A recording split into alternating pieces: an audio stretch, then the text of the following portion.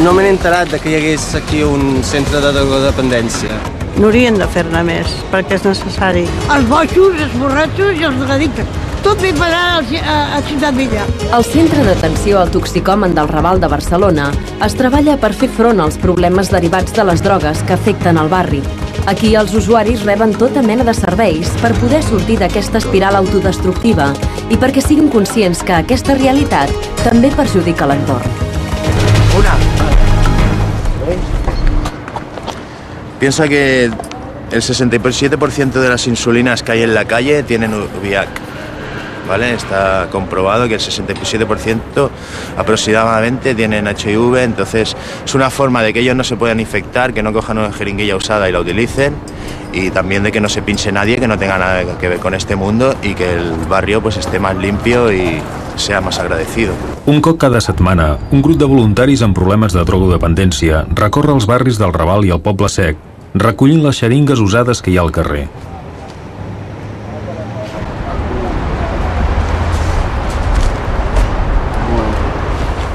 ¡Cubo! ¡Cubo!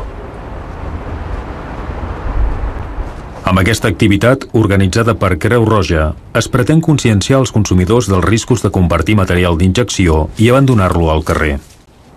A mi no m'agradaria que ningú fill meu encontrassi pel carrer aquesta mena de xeringuilles, de coses que poden fer-li mal, perquè quan estàs ficat al món de la droga no mires per ningú, o sigui, tot el que penses és només que la droga i la droga, o sigui, la resta no té cap mena de valor per tu.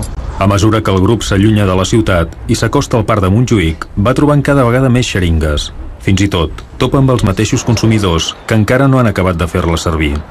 6 que has cogido tú y 4 que ha cogido Arby, ¿no? 10.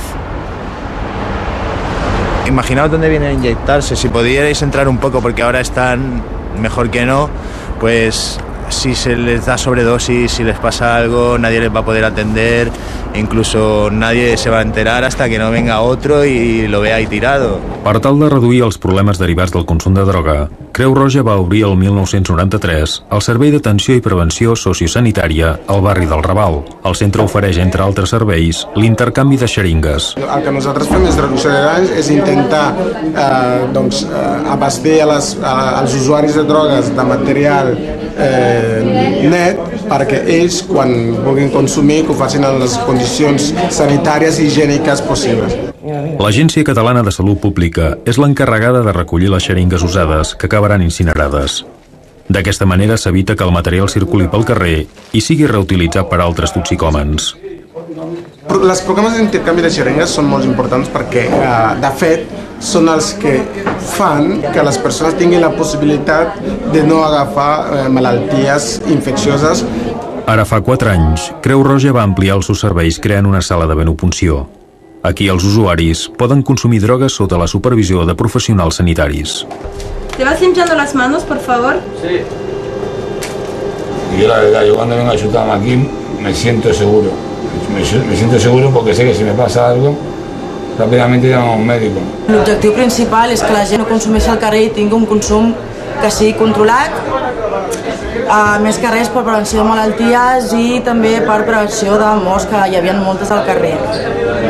També un altre dels objectius és que sigui un consum higiènic, ja que aquí nosaltres els eduquem de manera que facin el més higiènic possible i es comencin en zones que no siguin unes zones molt de risc.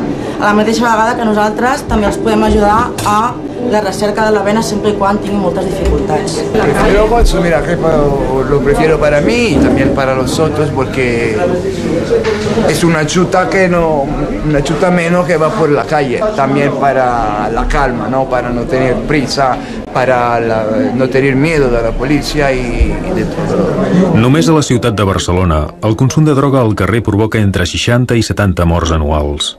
La creació de sales de venopunció té com a objectiu reduir la xifra de morts per sobredosi al mínim. Podríem dir que ells accepten el consum però no volen morir. La reflexió ha sigut que amb l'existència d'aquestes sales, des de que han aparegut arreu del món, a Europa, a Canadà, a Austràlia, a diferents llocs, no hi ha hagut cap mort, amb una sala de venopunció. A més de supervisar el consum, el personal sanitari dels SAPs també passa visita com en qualsevol ambulatori. Aquí els usuaris poden des de rebre cures fins a fer-se anàlisis de control. I és que l'objectiu del centre es basa a reduir els problemes derivats del consum de drogues. L'objectiu no és tant l'abstinència del consum de drogues, sinó que és més minimitzar o reduir els efectes negatius a curt o mig plaç que té aquest consum de drogues. S'intenta motivar-los en la recerca de feina, en que facin cursos, en que una miqueta milloren la seva qualitat de vida a tots els nivells, tant psicològic, social, sanitari, educatiu, laboral, etc. Som un lloc d'encontre on la persona ve aquí, es relaciona entre altres usuaris que també estan en situació de consum, està relaxat perquè, clar, evidentment la majoria viuen al carrer, no tenen un espai o un sostre on poder estar, i al mateix temps hi ha uns professionals que poden atendre aquest problema derivat del consum. Des que va obrir fa 14 anys, han passat per aquest centre més de 10.000 persones. A part de la sala de venopunció i l'intercanvi de xeringues, els serveis més utilitzats són els de bugaderia i dutxa. El centre també ofereix un espai on poder menjar i passar l'estona.